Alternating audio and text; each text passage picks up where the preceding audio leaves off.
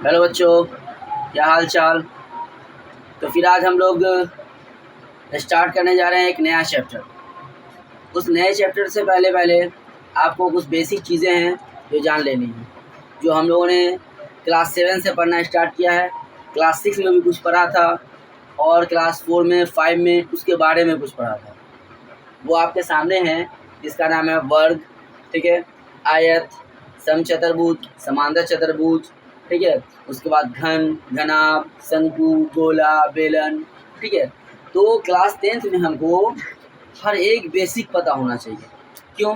क्योंकि हमने जब क्लास 5 से पहले जो है मैथ्स के बेसिक चीज़ पढ़ाए जाते हैं, लेकिन क्लास 5 के बाद जैसे ही आप क्लास 5 में आ जाते हैं, वहाँ से आपको ये जो त्रिकोणमिति का आइडेंटिटीज़ होता है, वो जो फार्मूला होता है ए प्लस बी का होल स्क्वायर, ए माइनस बी का होल स्क्वायर, वहाँ से क्या होता है, ये स्टार्ट हो जाता है।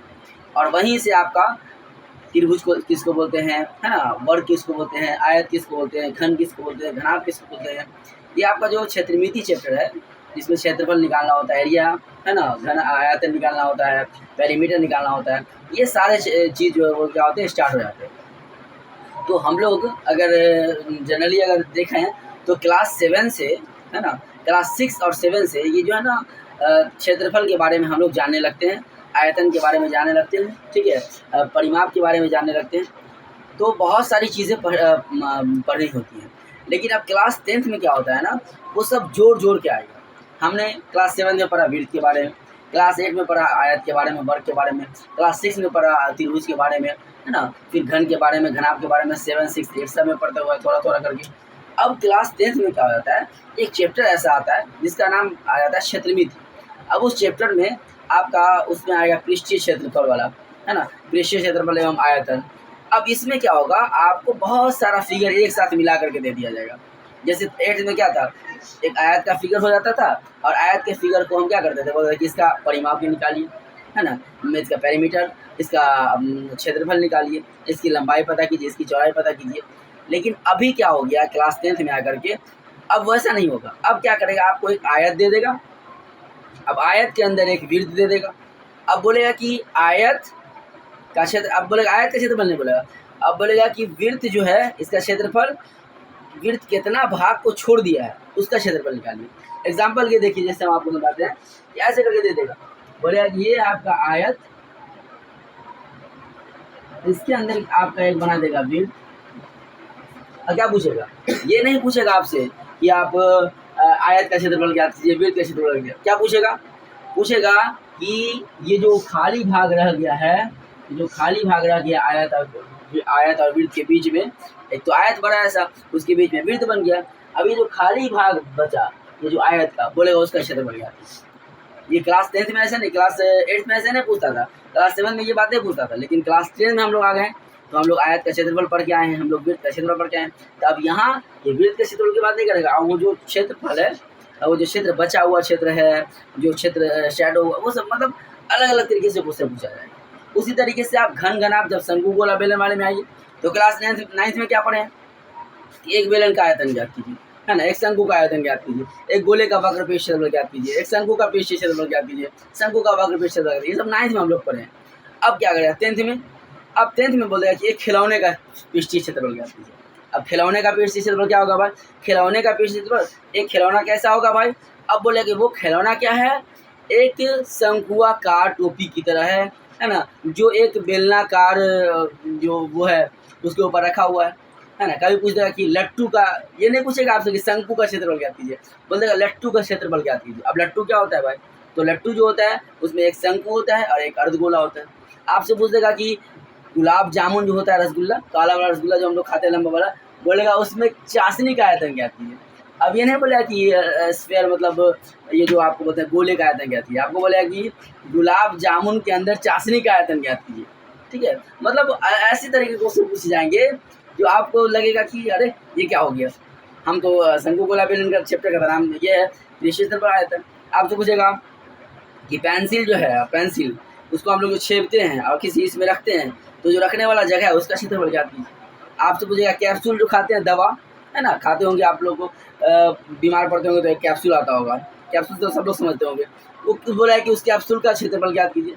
उस कैप्सूल का आयतन ज्ञात कीजिए। मतलब तरह तरह की बातें आएंगी। अब आपसे पूछा जाएगा कि माचिस की डिब्बी, उसका आयतन ज्ञात कीजिए, है ना। ये नहीं पूछा जाएगा घन का। तो मतलब अब 10th में हम लोग जब आ गए हैं तो हम लोग को क्षेत्रमिति तो पढ़ना है, लेकिन क्षेत्रमिति में जो हम लोग अपने रोज़मर्रा की ज़िंदगी में, डेली लाइफ में, है ना, जो हमारा जो प्रतिदिन का जो ज़िंदगी होता है उसमें जो हम लोग इस्तेमाल करते हैं, जो सब चीज़ों का इस्तेमाल करते हैं, वो लाइफ, डेली लाइफ एग्जाम्पल को उठाया जाएगा और वहाँ से क्वेश्चन पूछा जाएगा। तो आपका बेसिक पूरा अच्छा होना चाहिए। अब देखिए, अगर किसी बच्चे से इस जो खाली जो ये जो क्षेत्र बचा हुआ है, इसका क्षेत्रफल निकालने के लिए बोल दे, तो उसको आयत का क्षेत्रफल पता होना चाहिए ना, आयत के क्षेत्रफल का फॉर्मूला पता होना चाहिए कि नहीं चाहिए, और उसको वृत्त के क्षेत्रफल का फॉर्मूला पता होना चाहिए ना, तब ना वो समझेगा कि अच्छा आयत का क्षेत्रफल निकालेंगे और उसमें से इस वृत्त का क्षेत्रफल को निकाल के माइनस कर देंगे, तब निकल जाएगा वो। इसका तो कोई फॉर्मूला नहीं है, इसका कोई फॉर्मूला नहीं होता। आपको किसी का फॉर्मूला होता है? आयत का फॉर्मूला होता है, आपको वृत्त का फॉर्मूला होता है।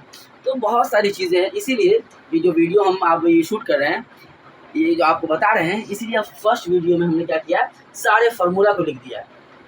और क्या, सारे फार्मूला को लिख करके और आपको एक बार फार्मूला रिवीजन, ये फार्मूला सब आपको याद होगा। जैसे वर्ग का परिमाप क्या होता है, 4 × A। आप पूछेगा वर्ग का क्षेत्रफल क्या होता है, भुजा × भुजा, है ना। एवं उसका भुजा बराबर क्या होता है, रूट अंदर क्षेत्रफल। आप पूछेगा वर्ग का क्षेत्रफल 1/2 विकर्णों का गुणनफल, ये जो एक फार्मूला लिखे। अब ये बहुत सारे बच्चे जो है ना, वर्ग के क्षेत्रफल का फॉर्मूला सिर्फ एक ही याद करते हैं, भाई क्या होता है, भुजा स्क्वायर। कोई बच्चा बोल दिया A का स्क्वायर, लेकिन 95% स्टूडेंट को वर्ग के क्षेत्रफल का ये वाला फॉर्मूला ना याद होगा, ठीक है, जिसका नाम है 1/2 विकर्णों का गुणनफल। कभी कभी ऐसा होगा आपको दे देगा कि वर्ग के विकर्ण फलाना इतना इतना है, आप उसका क्षेत्रफल याद कीजिए। तो ये यहाँ पे बच्चे चूक हो जाते हैं। फिर वर्ग का विकर्ण, है ना, √2 × वर्ग का क्षेत्रफल, और वर्ग का विकर्ण बराबर क्या होता है, 1 भुजा गुने √2, ठीक है, ये वर्ग का विकर्ण है। अब आता है किसका, आयत का बात, ठीक है, जिसको हम लोग बोलते हैं रेक्टेंगल। अब आयत का क्या है, और आयत का परिमाप जैसे आपको पता है 2 × लंबाई प्लस चौड़ाई। अब क्या, आयत का क्षेत्रफल लंबाई गुने चौड़ाई। आयत का विकर्ण क्या होता है, रूट अंदर लंबाई का स्क्वायर प्लस चौड़ाई का स्क्वायर, सारा रूट के अंदर है। ऐसा ना समझे कि सिर्फ रूट लगाओ, ये पूरा का पूरा रूट के अंदर है। अब देखिए वृत्त के बारे में हम जस्ट आपने बताया ना कि वृत्त के भी काम बगल, वृत्त के क्षेत्रफल क्या होता है, πr²। वृत्त का व्यास क्या होता है, 2r। वृत्त का परिमाप क्या होता है, 2πr।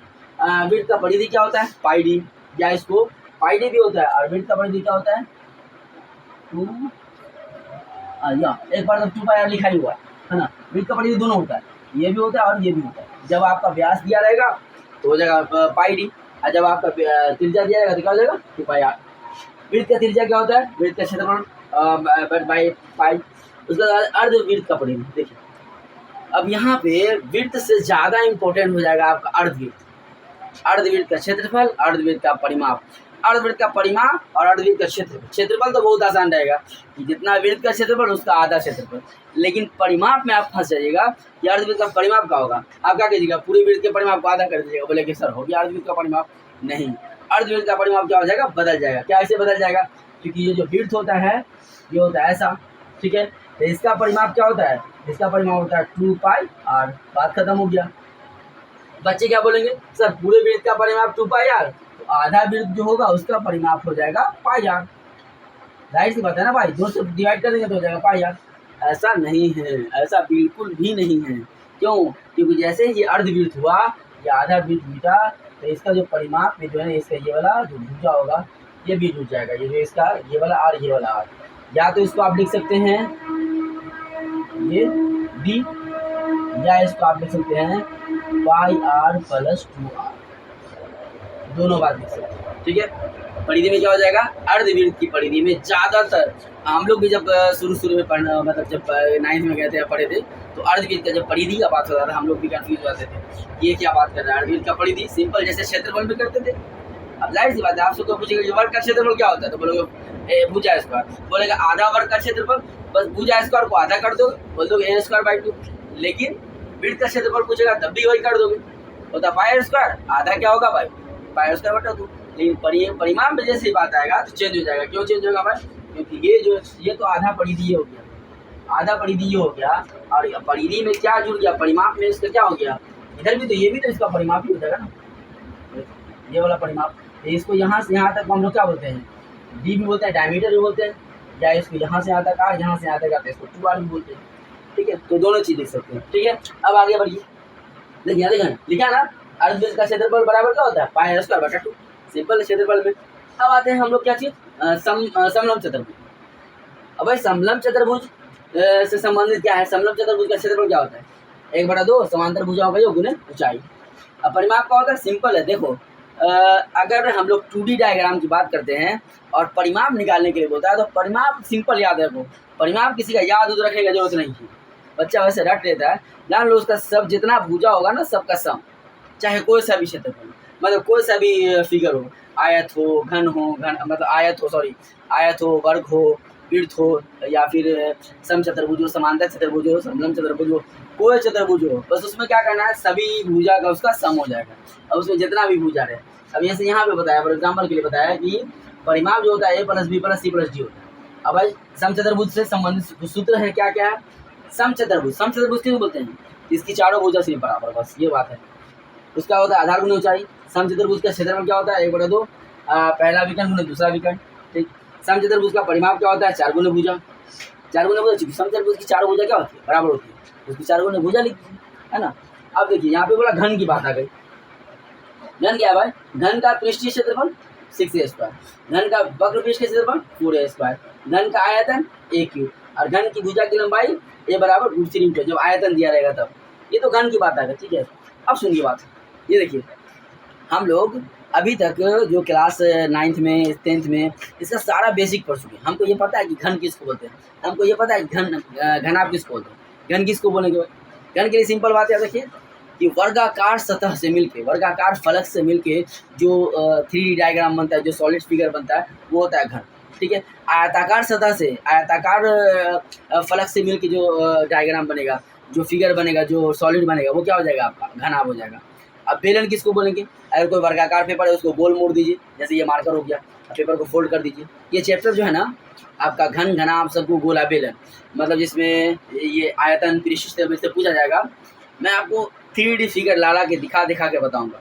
ये चैप्टर बहुत जल्दी मैं आपको, ये आज इसका फर्स्ट वीडियो है, मैं आपको इसको डालूंगा, और इसका जो पूरा शुरू से आपको फिगर के साथ, है ना, दिखा करके 3D 2D डायग्राम जो भी होगा आपको दिखा करके उसका फिगर, उसका जो मटेरियल वगैरह होगा, जिसको क्या बोलते हैं स्टडी मटेरियल, जो भी मतलब जिससे आपको आसानी से समझ में आ जाए, वो हम कोशिश करेंगे कि TLM वगैरह इस्तेमाल करके आपको बताएं, ताकि आपका कन्फ्यूजन दूर हो जाए। जैसे फॉर एग्जांपल के लिए टॉय के बारे में आता है, 10th में क्वेश्चन है कि जो है ना एक खिलौना ऐसा है जो जिसका आधार क्या है, अर्धगोलाकार है, और उसके ऊपर जो क्या है, एक शंकुआकार टोपी रखा हुआ है। उस खिलौने क्या कीजिए, कुल पृष्ठ का क्षेत्रफल क्या कीजिए। ज़्यादातर 10th में बच्चों को जब मैं इस कॉन्सेप्ट को पढ़ा रहा होता हूँ, बच्चे क्या करते हैं, सिंपल लेते हैं, सर एक है शंकु और दूसरा है अर्धगोला, तो शंकु का क्षेत्रफल, अर्धगोले का क्षेत्रफल, दोनों का वक्र पृष्ठ क्षेत्रफल निकाल के या कुल पृष्ठ क्षेत्रफल निकाल के कुछ करके जोड़ देते हैं। कॉन्सेप्ट को क्लियर नहीं कर पाते कि कब वक्र पृष्ठ क्षेत्रफल का यूज़ होगा, कब संपूर्ण पृष्ठ के क्षेत्रफल का यूज़ होगा, ये सब चीज़ वो भूल जाते हैं। जैसे एक क्वेश्चन ये भी पूछा था कि एक घनाभ है ना, घन है, उसके ऊपर एक अर्धगोला रखा हुआ है, तो इसमें भी बच्चे क्या करते हैं, बस घन का अर्धगोला का निकाल के जोड़ देते हैं, उसका आंसर नहीं मिल रहा होता है, आप सोचते रहते हैं कि ये क्या हो गया। तो मैं सारा ये जो कॉन्सेप्ट छोटी छोटी बातें हैं सब क्लियर करूँगा। ये भी देखा गया ज़्यादातर बच्चे क्या होते हैं कि ये जो घन, घनाभ, शंकु, गोला, बेलन, ये सब चैप्टर है, ये सब चैप्टर को जल्दी पढ़ना नहीं चाहते हैं। क्यों नहीं चाहते, क्योंकि इसमें कैलकुलेशन बहुत ज़्यादा है, और कैलकुलेशन वो करने से भागते हैं। मतलब कैलकुलेशन कि फार्मूला में बैठा दीजिए, उसको काटना है, भाग करना है, गुना करना है, जोड़ना है, घटाना है। बच्चे इस चीज़ से क्या करते हैं, भागते हैं, भाग करने से डरेंगे। डेसिमल वाला आ जाएगा, घबरा जाएंगे, पूर्णांक में आ जाएगा, घबरा जाएंगे। अरे भाई कोई बड़ी बात नहीं है, आपका भिन्न में आ रहा हो, भिन्न का जोड़ आ रहा है, भिन्न का घटा, कुछ भी आ रहा है, आप सिंपल एक फार्मूला दिमाग में याद रखिए कि हमको क्या करना है, जो बेसिक हमने पढ़ा है उस हिसाब से सॉल्व करना है, और सॉल्व हो जाएगा अगर आप का बेसिक सही होगा, बेसिक आपने पढ़ा होगा। ठीक है, तो आज के लिए इस फार्मूले में इतना ही। अब अगले दिन हम आपको सॉलिड फिगर दिखा कर सारा उसका फार्मूला पूरा सारा कुछ बताएंगे। ठीक है, तब उसका चैप्टर को क्या करेंगे, स्टार्ट करेंगे, जिसमें आपको बताएंगे कि कैसे किसी एक क्वेश्चन में आयत का, वृत्त का, घन सब इस्तेमाल होगा। आयत का फार्मूला इस्तेमाल होगा, वृत्त का फार्मूला इस्तेमाल हो सकता है कि त्रिभुज का भी क्षेत्रफल, मतलब एक ही फिगर रहेगा उसमें बहुत सारी चीज़ इस्तेमाल हो जाएगा। वो सारा चीज़ क्वेश्चन आपको एग्जाम्पल ले करके बताएंगे। ठीक है, तो फिर मिलते हैं अगले वीडियो में। उम्मीद करते हैं कि आप लोग इस फॉर्मूले को कॉपी में लिख करके और याद कर लेंगे। देखो बाबू, कुछ चीज़ें ऐसी होती हैं जो फैक्ट होता है आपको रटना ही पड़ेगा, है ना। पढ़ाई में दो चीज़ होता है, एक होता है समझने वाला, एक होता है रटने वाला। जैसे फार्मूला है, आप उसको लाख समझ लीजिएगा, भूल लीजिएगा, याद रखें, लाख समझ लीजिए उसको, फार्मूला को समझा जा सकता है। जैसे अगर कोई अपने फॉर एग्जांपल मान लो कि किसी घर वाले का नाम है, बचपन में हम लोग बार बार लेते हैं तो याद रहता है कि नहीं रहता है।